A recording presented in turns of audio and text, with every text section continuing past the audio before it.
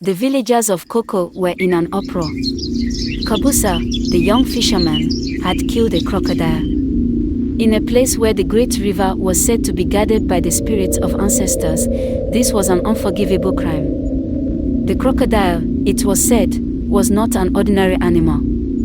It was the spirit of the forefathers, sent to protect the village. But Kabusa claimed the creature had attacked him first. An abomination, the village elders cried. He must die. Kabusa was a strong, handsome young man, respected by everyone in the village. He was both a skilled hunter and fisherman, his hands steady and sure with his nets and traps. He had grown up beside the river, learning its ways, understanding its moods. In many ways, the river was his second home. His tall frame and sun-kissed skin reflected the hard work he put into his craft. His presence commanded respect, yet he was known for his gentle demeanor, especially toward his wife, Adoma. Adoma and Kabusa had known each other since childhood. Their love was the quiet, steady type that endured, not marked by grand gestures but by the simple, everyday acts of care and tenderness. She had brought him food every day since they were children, always a smile on her face, always an understanding in her eyes. They shared their lives beneath the shade of a great tree by the riverbank, a quiet oasis where they could laugh, talk, and share dreams of the future. They had been married for 8 years, but despite their hopes, they had not been blessed with children. Still, their love had never wavered, and neither of them minded. For them, it was enough. But there were times when Adoma felt an unsettling sense of dread. It was an intangible feeling, a weight on her chest that she could never explain, but that had grown stronger with the passing years. That morning, as Kabusa prepared to leave for the river, it seemed more pronounced than ever. "Don't go," she whispered, her voice trembling ever so slightly. Kabusa, ever the optimist, laughed lightly, the sound like a ripple over calm waters. "It's just a feeling, my love. There's no danger. I'll be back before the sun is high in the sky." He brushed a lock of hair from her forehead and kissed her softly, his lips lingering longer than usual. But Adoma could not shake the feeling that something was terribly wrong. She watched him leave, her heart heavy with a foreboding that seemed to grow deeper with each step he took toward the river. By midday, the news came running into the village, wild and frantic. "Kabusa has killed a crocodile. An abomination." The words were shouted in panic, and like a gust of wind sweeping through dry grass, the news spread quickly. A young man, breathless from running, stumbled into the village square. "Kabusa, he killed the crocodile, he..." The words were tangled in fear, but the meaning was clear. Kabusa, the respected fisherman, had killed the sacred crocodile of the river. The villagers froze in disbelief. The elders, those who were said to speak with the spirits, gathered quickly in a circle, their faces dark with anger and fear. "An abomination," the chief elder repeated, his voice trembling with both rage and sorrow. "The spirits will never forgive him. He must die." The air was thick with tension as the king's guards arrived, their armor glinting in the hot sun, and their steps heavy on the earth. They moved through the village like a storm, grabbing Kabusa and dragging him away, even as he tried to explain. "The crocodile attacked me first," he shouted, struggling against their grip. "I had no choice. It was me or the crocodile." But the elders' cries drowned him out. "It is the word of the king," the chief elder declared, shaking his head as if to rid himself of the weight of the decision. Kabusa was taken to the royal palace, where the king, a man with the weight of 100 lifetimes pressing on his brow, sat in judgment. The king's eyes were cold as they rested on the young fisherman, who stood before him with his hands bound.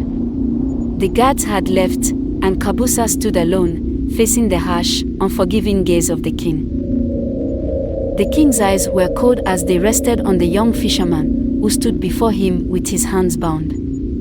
The guards had left, and Kabusa stood alone, facing the harsh, unforgiving gaze of the king. "Explain yourself," the king demanded, his voice grave. Kabusa, his voice rough from the struggle, raised his head high. "Your Majesty, the crocodile attacked me. It was enormous, more fearsome than any I've ever seen. It came out of the water, its jaws wide open, aiming to tear me apart.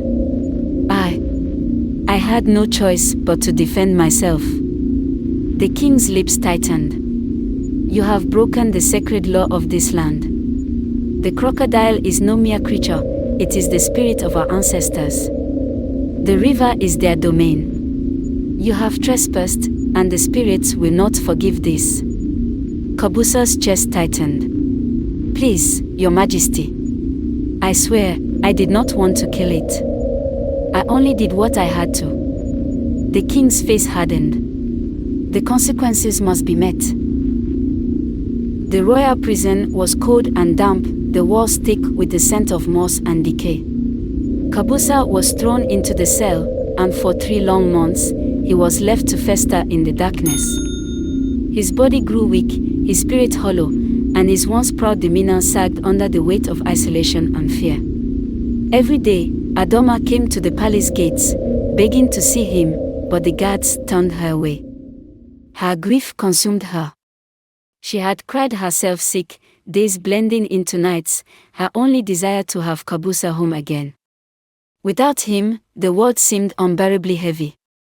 Her love for him had always been quiet, but now, it screamed within her. She clung to the belief that he would return, even as the villagers' whispers grew more and more certain. "The king will not show mercy," they said. "The law is the law." Adoma refused to believe it.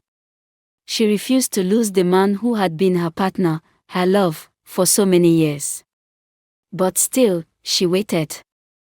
And then, one day, the news arrived. The king's son had gone to the river with his friends. They had gone fishing, carefree, unaware of the storm that was about to descend upon them. The young prince had been dragged under by a crocodile, a massive beast far larger than anything anyone had ever seen. The boy's screams had echoed across the riverbanks, but by the time his friends reached him, it was too late. The crocodile had disappeared into the depths with its prey. The king's heart sank into his stomach, his hands trembling as the messenger recounted the horrifying tale. The prince, his only son, had been claimed by the very creature Kabusa had killed. This cannot be a coincidence," the king muttered, his face pale.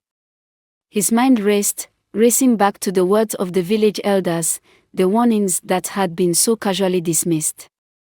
The spirits had passed their judgment. His voice, low and filled with dread, rang out. "Release Kabusa. The punishment was wrong. The spirits have spoken." Kabusa was freed from the cold confines of the prison, though his body was weak, and his mind still fogged from the dark months of isolation. As he stepped out into the daylight, his eyes squinted against the sun. The weight of the past months hung heavy on his shoulders, but there was something else now, something sharper. As he walked through the village, the murmurs of the people, once condemning, now shifted. The very air seemed to hold its breath as he passed. The villagers stepped aside, and though their eyes lingered on him, their expressions were not of anger but something far more complex: fear, respect, awe. Kabusa's eyes scanned the crowd until they landed on Adoma, standing by the edge of the courtyard, her face pale but lit with a joy that seemed to radiate from her very soul. She ran to him, her steps light and desperate.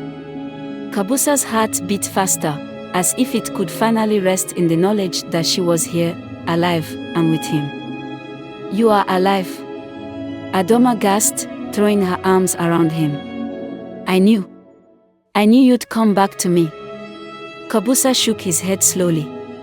"I don't know how, Adoma. I don't understand any of it. The crocodile, the spirits." She smiled, wiping away her tears. "It doesn't matter. What matters is that you are here." Kabusa pulled her close, his chest tight with emotion. "I never wanted any of this," he whispered. "I only wanted to live, to protect myself. But the spirits..." Before he could finish, Adoma pulled back, her eyes bright with an entirely different kind of news. Her lips trembled as she spoke. "I have good news too," she said softly, her voice full of wonder. "Kabusa, we are expecting a child." For the first time in what felt like forever, Kabusa felt a rush of warmth fill his chest. He looked at his wife, disbelief in his eyes. "Truly?" His voice cracked, filled with awe. Adoma nodded, smiling through her tears. "Yes, my love. We will have a family." Kabusa took her face in his hands, kissing her gently. In that moment, the weight of the past seemed to fall away, replaced by the hope of a new future. Their love had survived the worst, and now, a new life, literally and metaphorically, would begin. And so, as the village of Koko watched, Kabusa and Adoma returned to their home, their spirits lifted. They would raise a child together, their love stronger than ever. And the river, with its crocodiles and spirits, would continue to watch over them, a silent guardian of the balance between the living and the dead. But no one would ever forget the lesson learned. The crocodile was not just a creature of the river. It was a protector, a spirit of the ancestors. Kabusa had learned that the spirits were not to be trifled with, but they could also be merciful. The balance between the human world and the spirit world was fragile, and in that fragile balance, Kabusa had found redemption. The village of Koko would never forget the man who had once been condemned, but had, through his trials and sacrifices, become a hero.